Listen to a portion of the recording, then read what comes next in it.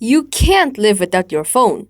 Well, you can, physically, unless for some reason your phone is fused to your vital organs like your brain or heart, like an awkward current era cyborg wannabe.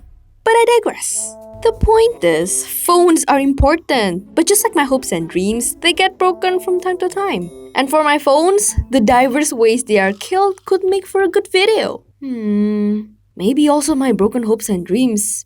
But I'm not ready for the emotional whiplash I would get for a video of that caliber. Back to the point. I, like many of you out there, have changed phones multiple times throughout our lives. Maybe because they are too old after being used for years, which is the most normal way to go. But there are cases where being drowned in water, snatched, or simply damaged into fatality can happen. And as you can guess, my poor phones mostly fall under the latter category. Let's set the scene and start with victim number 1. Victim 1 is a white Grayberry phone owned by a 12 or 13-year-old me after her mom passed it down to her so she can get a new phone. Well, it's good enough for her as she loves how the super cool trackball allows her to play Brick Breaker! Isn't that nice? Oh yeah, by the way, the phone looks like this with this little ball used to roll the cursor. Man, I feel old just by explaining this. Anyways, things will get really bad for the phone. Because after playing it so much for around a year, the trackball stopped working. It can't roll nor click, so in frustration, she smashed it so hard it crunched the circuit behind it. Oh, what a tragedy to victim number 1. Now, let's move on to victim 2 and 3, who both died by water. Technically. So, victim 2 is a Samsung's phone, also passed down from her mom, that accompanied young me during a camping trip a good couple years back. Coincidentally, she was very proud of a shiny new waterproof backpack that she brought along. It has this flap that covers the zip, preventing any water from seeping in. She's very confident that the bag would help her withstand anything from a drizzle to a raging tsunami.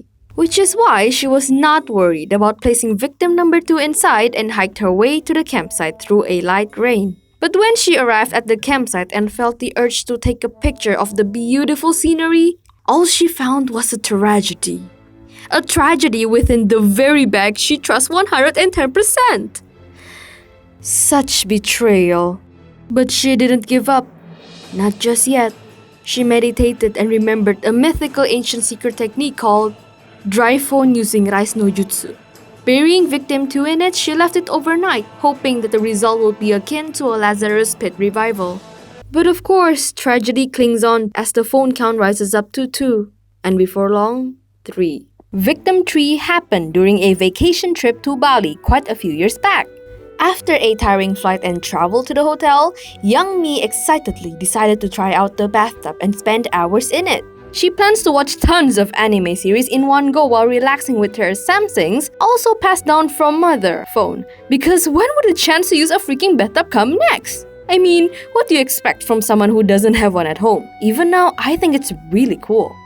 Anyways, let me explain the eventual scene of the crime. So, the bathtub has these low alcoves which I don't really know what for. Maybe for soaps or glasses? Anyways, young me here happily placed her phone very neatly on the alcove and went out to get some snacks and let the water run and build up, not realizing that tragedy is leaking around the corner. So armed with an armload of goodies, young me skipped back only to see a sad view of tragedy number 3. In shock, her hands panicked and instinctively pressed the on button, hoping that it would miraculously work. But it seems like I back then forgot how water plus electricity is bad news, as the phone got super fried, with its last words telling their future audiences who will learn of its fate to like, click the bell, and subscribe for more gruesome tales of tragedy. What? The last phone, however, warrants a serious narration worthy of respect because of how badass of an experience it went through. There are a few facts I need to clear up first. 1.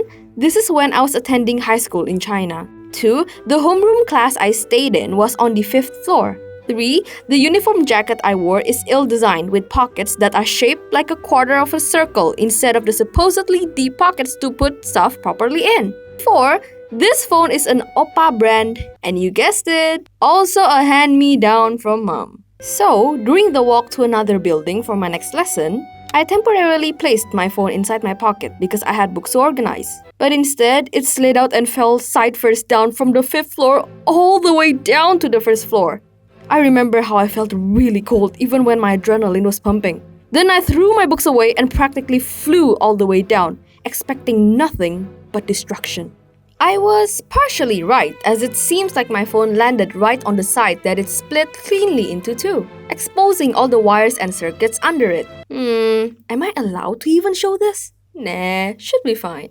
I hope. Anyways, with trembling hands, I folded the separated pieces together with a crisp click. With my heart thumping so loudly I can hear it myself, I long pressed the power button. It lives! It survived! What a miraculous turn of events! I can't believe it, and so does high school me. With only a small nick of scar on the screen as a badge of victory, Victim 4, no, MVP 4 here functions perfectly normally for the next 8 months before it dies, presumably of old age. Phone 4's story is like that of a legendary warrior whose journey includes surviving a mortal wound against all odds, bouncing back like it's no big deal thanks to the power of friendship or something like that, until the end where they can finally pass on peacefully of old age. Mad respect for MVP 4.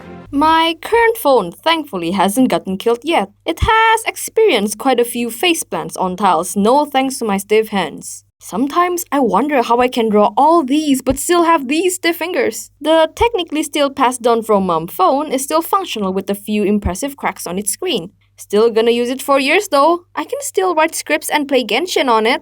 I actually have other dead phones whose stories I could tell. But honestly, I don't have much memories of them, so that can't be helped. The moral of the story is, broken phones are a pain both to your heart and your wallet, but it can totally make a good video to potentially earn money back to buy yourself a new phone. So, that's the end of the video. Thanks for watching and may creativity always stay with you.